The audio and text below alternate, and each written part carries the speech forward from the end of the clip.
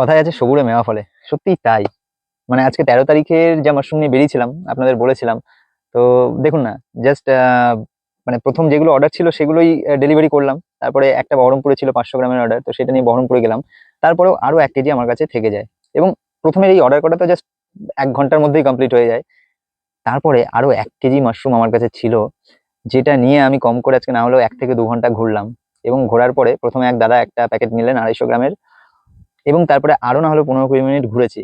ঘোরার পরে তারপরে আমার কাছে 3টে প্যাকেট ছিল, 3টে প্যাকেটই এক দিদি নিয়ে নিলেন, যিনি কিনা নদিয়া থেকে এখানে ঘুরতে এসেছেন। তো সেই দিদির সাথে আলাপচারিতাতেই জানতে পারলাম, এবং দিদিকে বললাম যে যদি কখনো মাশরুমের প্রয়োজন হয়, যদি বেশি কোয়ান্টিটিতে অর্ডার পড়ে জানাবেন, অবশ্যই পৌঁছে দেবো। তো এইগুলো কোথাও গিয়ে মানে হয় না যে অনেকক্ষণ ধৈর্যের পর তারপরে গিয়ে সফল হওয়া, আসলে এগুলোই আনন্দ।